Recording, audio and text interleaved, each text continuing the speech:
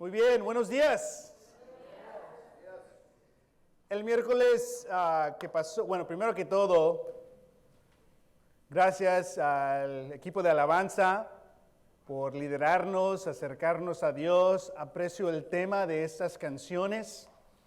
No sé qué te hicieron sentir, las melodías, la canción, la letra, esas verdades del Dios vivo, del Dios presente, del Dios activo, del Dios que inicia y nos busca a nosotros. Y muchas veces cuando nosotros ni siquiera queremos que nos busque. Pero ahí está ese Dios presente. Muchísimas gracias por eso. El miércoles que pasó hablamos en nuestra media semana de esta vieja práctica, ¿no? De traer la Biblia de papel y el libro, porque nos hemos acostumbrado tanto a la Biblia en el teléfono, que no hay nada malo, no te sientas culpable si es tu práctica, pero hablamos de esos sentimientos que teníamos cuando utilizábamos una Biblia, ¿no? Y hablamos que este mes de junio vamos a estudiar la primera carta de Pedro. Intentemos leer las escrituras en la Biblia antigua, podemos decirle. Y bueno, esta mañana se me olvidó en la casa.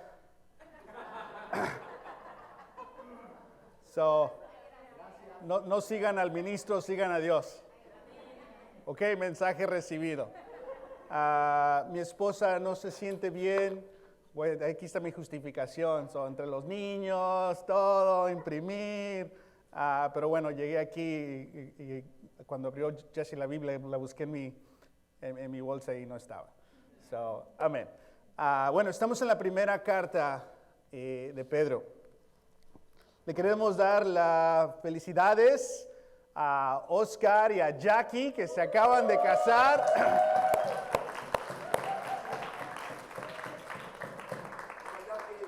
Un tiempo increíble en la boda y me tocó sentarme ahí, estaba con Junior y Loreli, que se acaban de casar también, y ahí estaba David y Pamela, que igual se acaban de casar.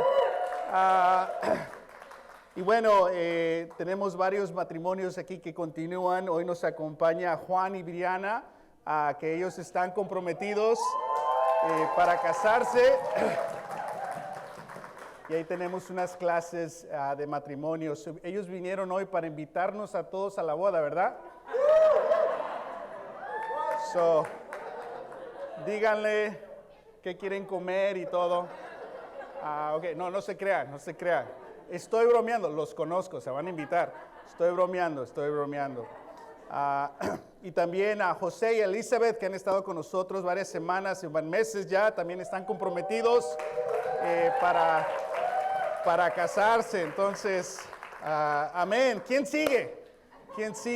Pero bueno, es increíble. Y bueno, hoy escuchar de Jesse, ¿no? Su historia de un matrimonio acabado y cómo Dios llegó a su vida y le dio otra oportunidad y ahora están casados ya 35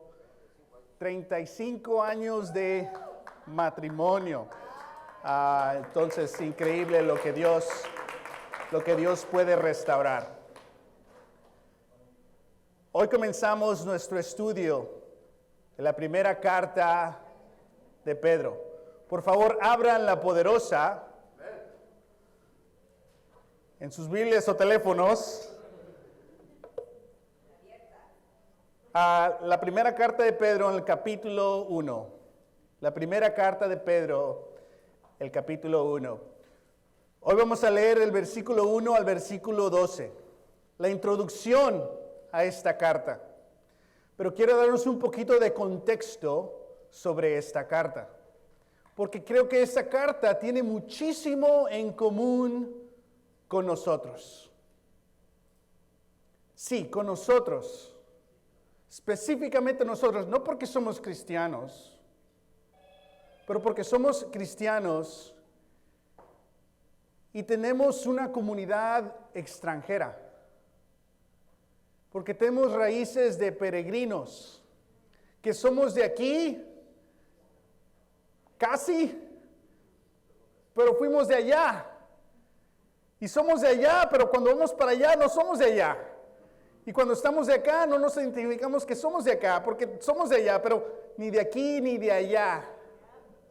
Pero sin embargo, podemos pertenecer en ambos lugares. Esta carta le habla a gente extranjera, peregrina.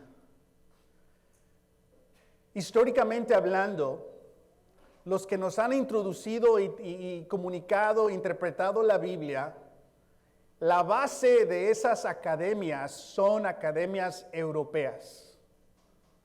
No tiene nada de malo. No quiero tener prejuicios contra esas academias. Nos han dado grandes bendiciones. Estudios, claridad, convicciones, enseñanzas que debemos apreciar y adaptar y adoptar. Amén. Pero históricamente, la gente del sur del mundo, Asia, África, Latinoamérica, no han tenido un espacio en las academias bíblicas para interpretar escrituras. Ahora eso está comenzando. Ya hay escuelas y academias, universidades y teologías en el sur del mundo, donde el cristianismo está creciendo. Y para los del sur del mundo, mucho de la Biblia es más relevante, porque viven bajo opresiones, viven bajo realidades sociales muy complicadas. Entonces, la migración, peregrinaje, ser extranjeros, sufrir hambre, persecuciones, no tener seguridades sociales, son muy relevantes para los pueblos del sur del mundo. ¿Sí me explico? Entonces hay cosas en las Escrituras que no hemos visto porque no hemos tenido guías del sur del mundo que nos enseñen la palabra demostrándonos estos temas.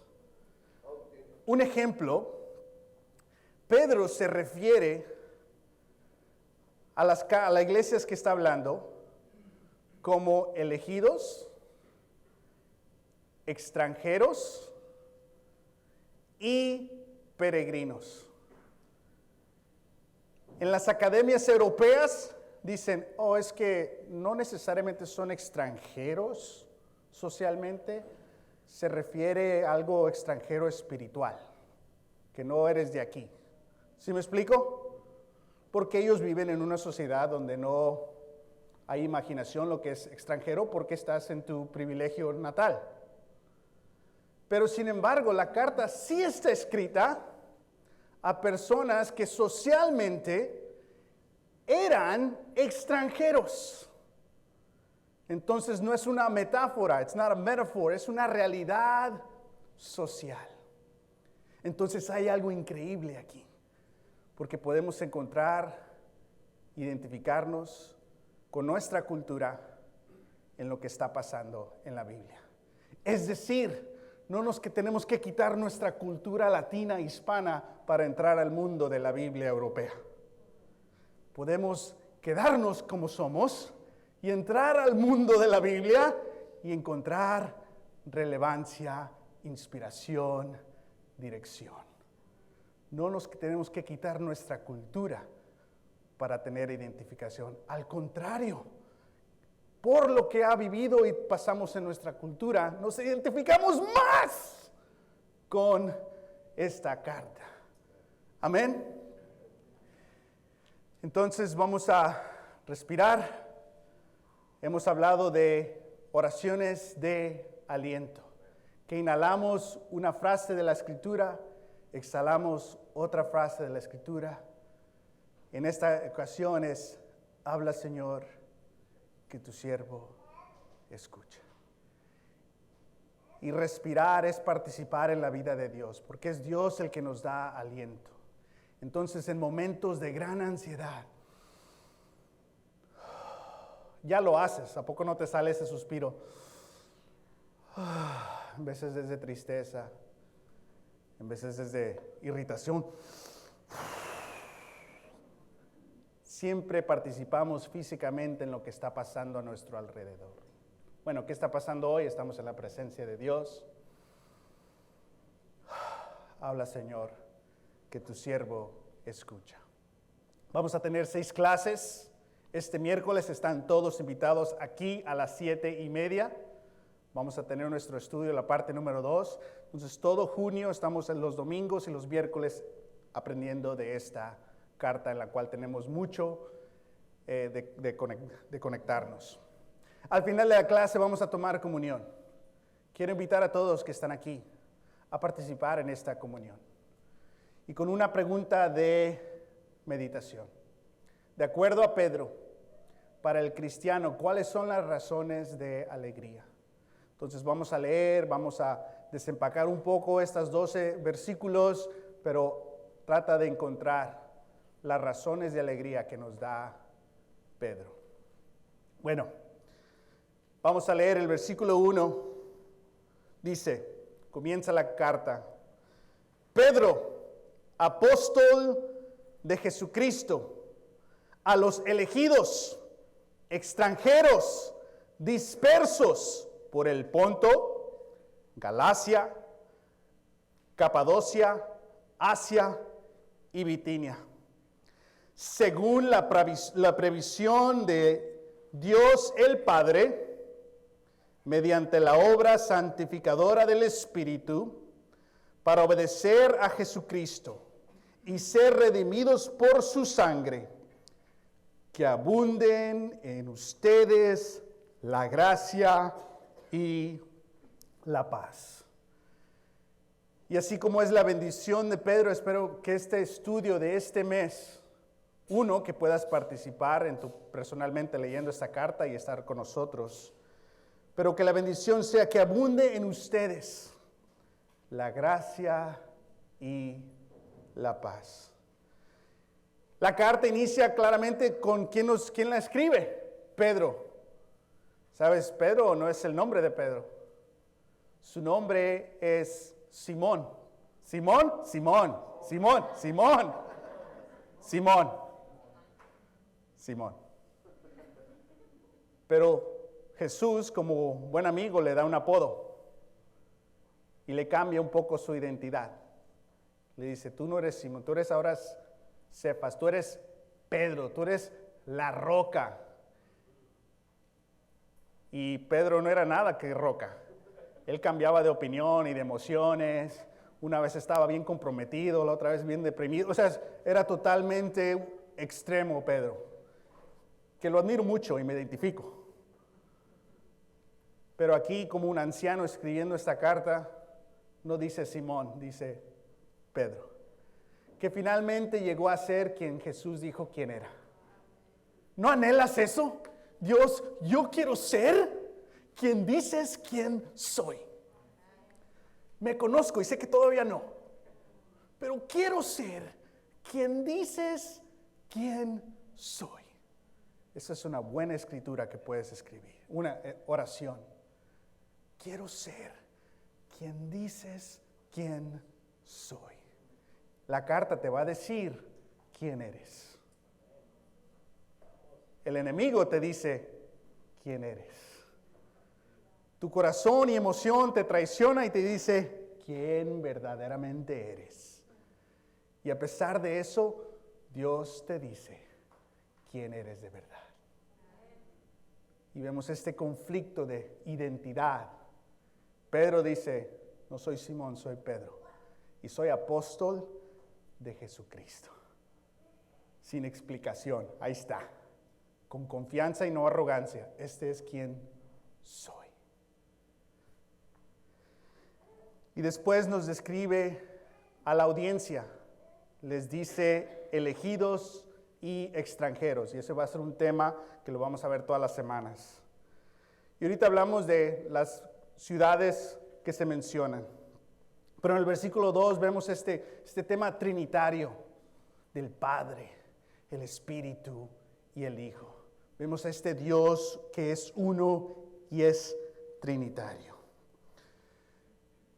Al final de la carta, en la despedida, Pedro dice, con la ayuda de Silvano, a quien considero un hermano fiel. Siempre es bueno tener hermanos fiel. Siempre es bueno tener hermanas fiel. Amén. Hay temporadas en nuestras vidas que no tenemos, hay temporadas en nuestras vidas que tenemos, y wow, qué diferencia hay. Dice, les he escrito brevemente para animarlos y confirmarles que esta es la verdadera gracia de Dios. Si te puedes imaginar qué sufre un cristiano, migrante, extranjero y peregrino en un imperio romano.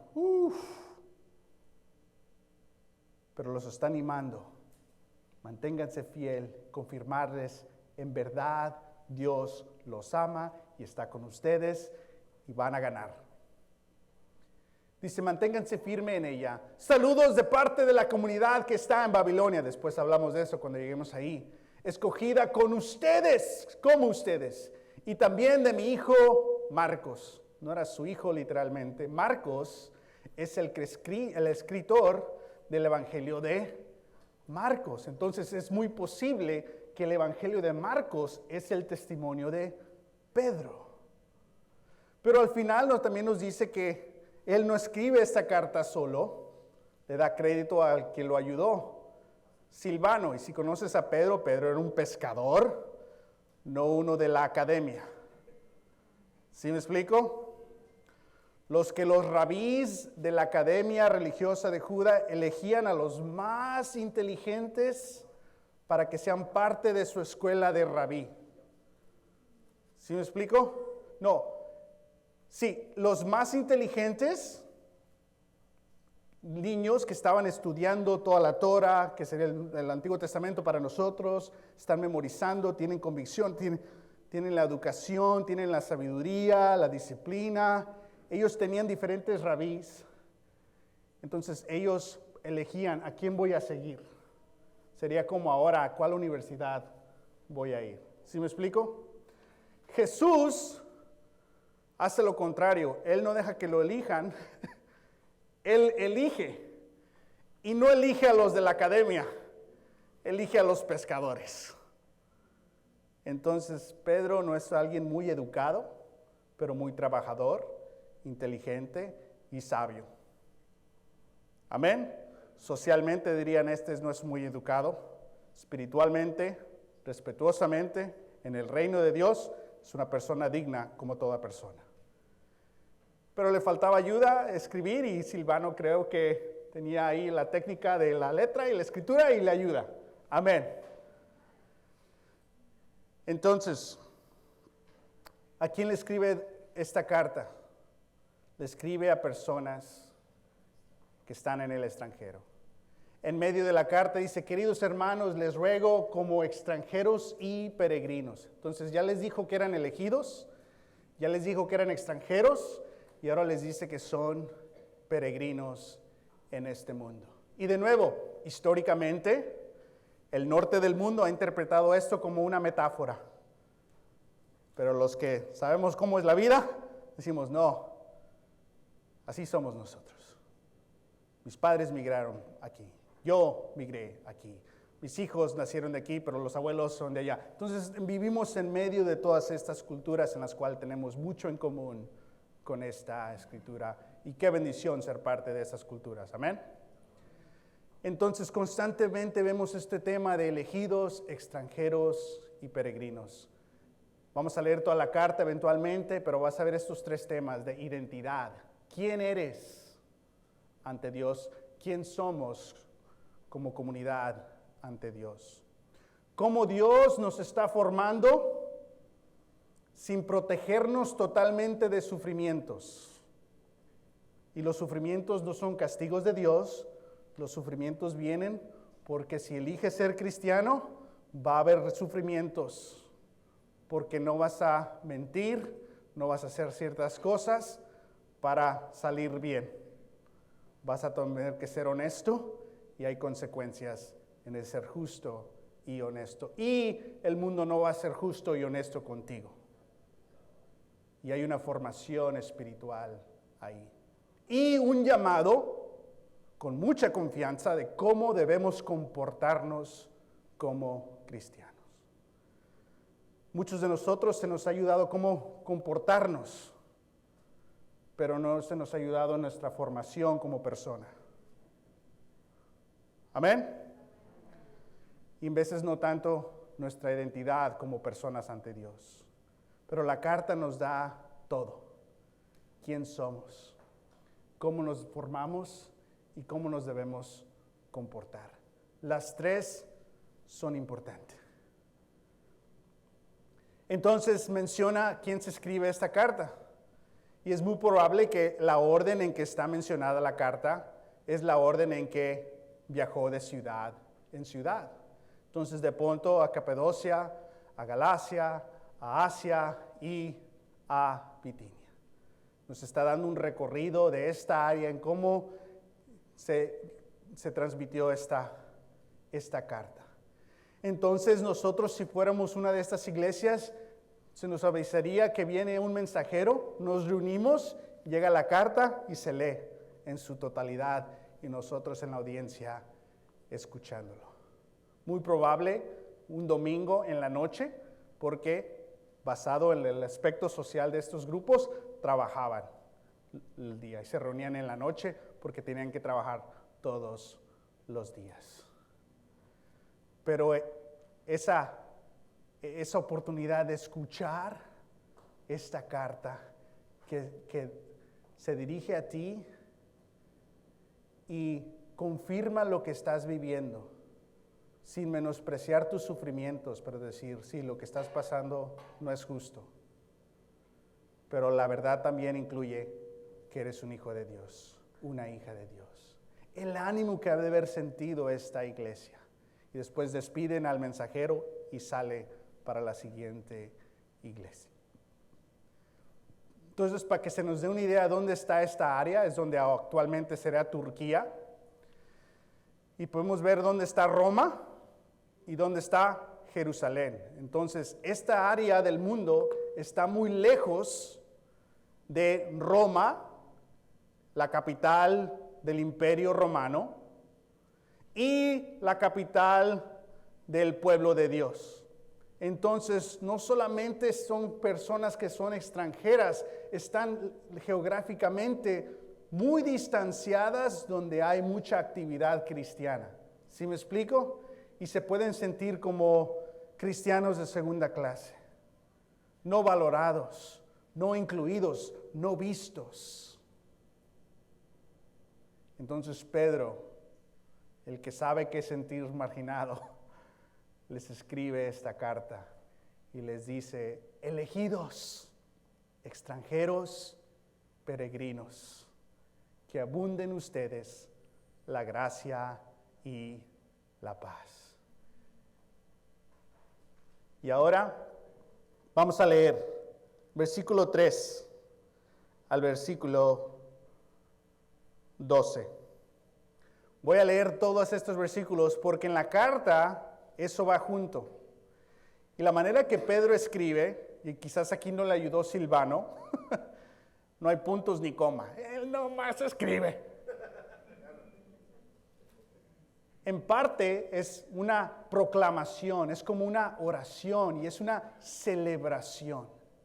Entonces, si te puedes imaginar este Pedro de 1000 batallas, fiel, preocupado y entregado por estos nuevos cristianos que están sufriendo, y les dice esta oración, esta proclamación, esta celebración que te introduce todos los temas que va a desarrollar en el resto de la carta. Comenzamos en el versículo 3. Alabado sea Dios, Padre de nuestro Señor Jesucristo, por su gran misericordia, nos ha hecho nacer de nuevo mediante la resurrección de Jesucristo, para que tengamos una esperanza viva y recibamos una herencia indestructible, incontaminada e inmarchitable. Tal herencia está reservada en el cielo para ustedes, a quienes el poder de Dios protege mediante la fe, hasta que llegue la salvación que se ha de revelar en los últimos tiempos. Esto es para ustedes motivo de gran alegría, a pesar de que hasta ahora han tenido que sufrir diversas pruebas por un tiempo. El oro, aunque perecedero, se acrisola al fuego. Así también la fe de ustedes, que vale mucho más que el oro, al ser acrisolada por las pruebas, demostrará que es digna de aprobación, gloria y honor cuando Jesucristo se revele. Ustedes lo aman a pesar de que no haberlo visto. Y aunque no lo ven ahora, creen en Él y se alegran con un gozo indescriptible y glorioso, pues están obteniendo la meta de su fe, que es su salvación. Los profetas que anunciaron la gracia reservada para ustedes estudiaron cuidadosamente esta salvación. Querían descubrir a qué tiempo y cuáles circunstancias se refería el Espíritu de Cristo que estaba en ellos cuando testificó de antemano acerca de los sufrimientos de Cristo y de la gloria que vendría después de estos. A ellos se les reveló que no estaban sirviendo a sí mismos, sino que les servían a ustedes. Hablaban de las cosas que ahora les ha anunciado los que les predicaron el Evangelio por medio del Espíritu Santo enviado del cielo. Aún los mismos ángeles anhelan contemplar esas cosas. Algo que suele ocurrir cuando escuchamos eso, escuchamos cosas religiosas, palabras religiosas, sin gran significado. Pero creo que cuando entendemos un poco el contexto, esto no es algo lejos, pero es algo muy cercano a nosotros. ¿Sabes? Estas personas son gentiles, es decir, no son judíos. Son gentiles, se hicieron cristianos. Son cristianos pero no judíos. ¿Ok? Son gentiles pero no ciudadanos romanos. Entonces, no son totalmente ciudadanos romanos y no son totalmente judíos, son cristianos. Entonces se van con este grupo de judíos cristianos y pues como que no conectan. ¿Sí me explico? Y se van con gente como ellos y pues eres cristiano, ya no crees en todos nuestros dioses. Entonces hay un cierto aislamiento, ¿no? Y cuando no sabes dónde perteneces, suele ser una identidad de inferioridad. No soy suficiente. Es que ya sabes cómo somos los latinos. Siempre llegamos tarde. Es que nosotros no leemos. Y tenemos este concepto de inferioridad, que no somos suficientes. Porque socialmente en ciertos espacios así nos sentimos. Vas con tus hijos a la escuela y te sientes nervioso porque no es un espacio donde te sientes seguro o segura. Los más jóvenes cuando van a la universidad o al colegio por primera vez te sientes incómodo porque nunca me han hablado mis padres de esto. Soy el primero en la familia, ni sé qué hacer. Entonces hay todas estas raíces de una inferioridad. Y algunos dicen, mejor no hablo español para que no me identifiquen con la chusma. Entonces, y nos alejamos de nuestra identidad. Entonces, todo esto y más lo podemos vivir en nuestras comunidades. Es muy similar a lo que están viviendo ellos. ¿Y qué les dice Pedro? Les dice en esta alabanza, que la gran misericordia de Dios los ha hecho nacer de nuevo. Una referencia a su bautizo. Que esta gente se bautizó y participó en la muerte y resurrección de Jesús, naciendo de nuevo. Entonces, si les voy a decir de su identidad, hay que comenzar con el principio. ¿Se acuerdan? Nacieron de nuevo. Pero al nacer de nuevo, no dejas tu cultura. Eso no es lo que quiere Dios. Tu cultura es parte de quién eres. Pero tu identidad está formada ahora por tu Padre, a través del Espíritu, en tu obediencia a Cristo. Y ahora puedes ser una nueva creación en tu cultura. Y para ellos nadie les había hablado así. Nadie los valora. Nadie les da validez. Nobody validates them. Y aquí viene esta carta diciéndole, ustedes han nacido de nuevo. Y han recibido una herencia. Y lo dice, usa 3 términos: indestructible, incontaminada e inmarchitable. Una herencia. Fíjate lo que vivía esta gente. Legalmente, tales extranjeros estaban restringidos a cuánto y con quién podían casarse. Ándale.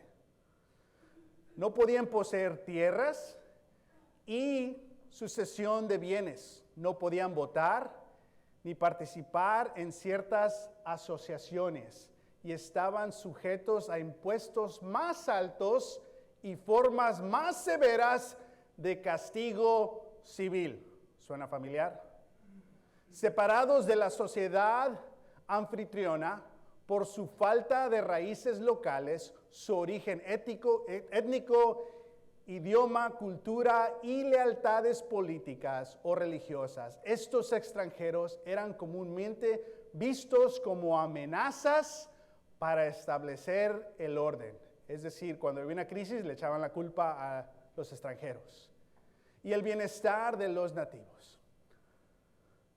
La exposición constante al miedo y a la sospecha de los locales, la calumnia ignorante, la discriminación y la manipulación era la vida normal de estos forasteros sociales. Imagínate la vida de la familia bajo estas circunstancias. ¿Cómo progresas? Y si te haces cristiano, menos oportunidades económicas vas a tener. Porque en esa cultura todo estaba basado en pactos sociales bajo uno de esos dioses. ¿Sabes cómo ahora quieres comenzar un negocio y quieres comenzar un negocio con alguien y haces contratos? ¿No? Contratos legales, los escribes, quieres comprar algo, haces un contrato, quieres un préstamo, haces un contrato. En esos días, todos los contratos eran contratos religiosos bajo la promesa y el pacto bajo uno de estos dioses. ¿Sí entienden? Si eres cristiano, ya no vas a hacer esos pactos. Pero íbamos a comenzar un negocio. Y algunos decían, no, cristianismo, yo quiero mejorar la vida. Y eso pasaba. Otros decían, no, voy a confiar, voy a sufrirle, voy a tener menos o apenitas, pero Dios me va a dar suficiente, pero no voy a traicionar haciendo un pacto con un Dios falso. Y si no estabas dispuesto a hacer estos pactos, eras visto como un traidor. Pues ¿de qué secta eres? ¿De qué grupo eres? ¿No eres parte de nosotros? ¿Sí ven estas tensiones? Y si había alguna crisis, la culpa era para esos extranjeros. ¿Y qué dice Pedro? Ustedes están recibiendo una herencia. ¿Cuándo iban a recibir socialmente una herencia ellos? Nunca. Pero en Dios les dice, nadie les va a quitar esta herencia. Dice, es indestructible. Cuando todas sus seguridades sociales eran destruidas. Era incontaminada cuando llegaban acusaciones. Inmarchitable. Dice, tal herencia está reservada en el cielo para ustedes. Es decir, ahora les apunta al futuro. Han nacido de nuevo, pasado. Esta herencia la están recibiendo y está para ustedes en el futuro. Y dice, a quienes el poder de Dios protege mediante la fe hasta que llegue la salvación que se ha de revelar en los últimos tiempos. ¿Sí vieron esa parte? A quien el poder de Dios protege. Nacieron de nuevo, pasados. Herencia, futuro. Dios protege, presente. Les está diciendo, a pesar de lo que están viviendo, Dios los protege. Les está recordando quién son ante Dios, para que no sean formados por las circunstancias, los sufrimientos y los retos solamente, pero que esos retos tienen que ver también con su identidad como cristianos. Amén. Entonces, continuamos para terminar. Nos dice en el versículo 8 que nosotros amamos a pesar de no haberlo visto. Y aunque no lo ven ahora, creen en Él y se alegran con un gozo indestructible y glorioso, porque están obteniendo la meta de su fe, que es ¿qué? La salvación. ¿Cuál es la meta de nuestra fe? La salvación. ¿Qué es la salvación?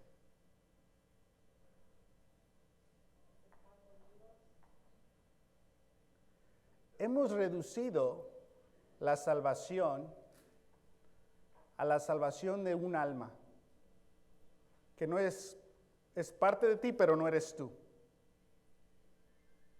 De hecho, después en la carta, Pedro hace esta referencia a la salvación de sus almas. Alma, en referencia a Pedro, no tiene que ver como un pedacito que vive dentro de ti que le pertenece a Dios. Sí nos hemos dicho uno al otro esas cosas, ¿no? Eso no es bíblico, eso es griego, eso es filosofía griega.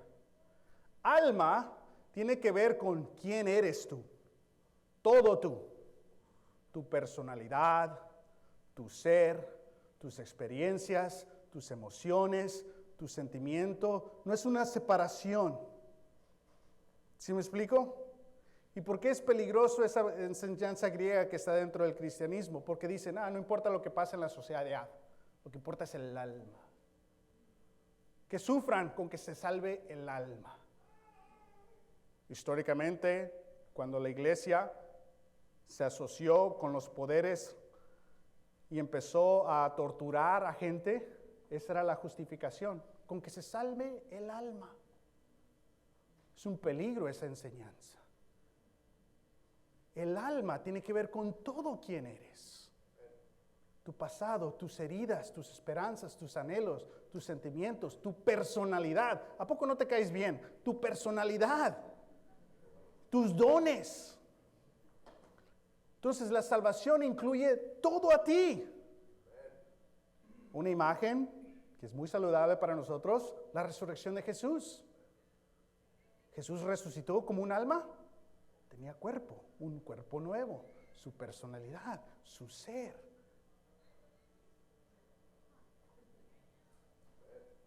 Y salvación incluye toda la creación, el reinado de Dios, aspectos sociales, abundancia y suficiente para todos.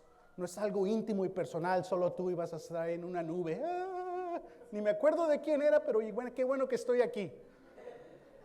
Eso no está en la Biblia. es creencias griegas.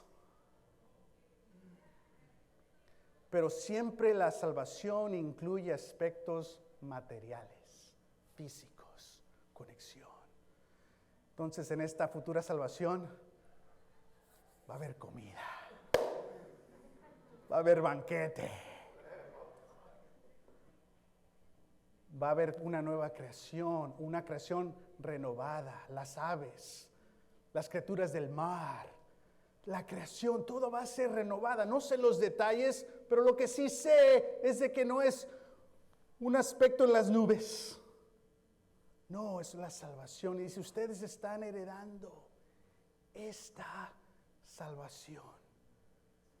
El mundo que están viviendo, que les causa sufrimiento, no va a ser el mundo para siempre. Viene un nuevo mundo. Y lo que ustedes están valorando, apenas aunque sufren, eso va a seguir en el futuro. Y lo que les causa sufrir ya no va a estar en el futuro. Entonces, ¿vale la pena hacer el bien? Sí, porque eso va a continuar. Pero no lo ves ahorita. ¿Vale la pena? Sí. Si es el bien ante Dios, sí, porque va a dar fruto. ¿Deberíamos cuidar al medio ambiente? ¡Sí! ¡Claro que sí! No, que se queme todo. Lo que importa es el alma. No. Dios está redimiendo toda la creación. Y tus esfuerzos para ayudar al medio ambiente van a dar fruto porque van a ser parte del nuevo mundo. Tus intentos de ayudar a la gente, a la comunidad, a tu sociedad, van a dar fruto y se van a completar en el nuevo mundo. Todo lo que hacemos se va a lograr si es lo de Dios. ¿No te anima eso? ¿No te anima en tu trabajo a lo que no te pagan por relacionar y atender a la gente? Quizás te pagan por hacer algo, pero la manera que tú tratas a la gente, la manera que tú aconsejas, escuchas, oras, compartes, esto va a dar fruto en el nuevo mundo. Vale la pena. Y tú dices, pues ni estoy haciendo un impacto. No te rindas. Pedro dice, esta es una herencia que va a ser cumplir. Y ustedes van a recibir esta salvación. Y al final nos dice, los profetas querían ver cuándo iba a venir Cristo. Querían ver cuándo se iba a cumplir todo esto. Y ellos se dieron cuenta que no estaban sirviendo a sí mismos, sino a ustedes. Y para esta gente, están escuchando que tienen más espiritualmente que los profetas. Entonces esa postura de inferioridad,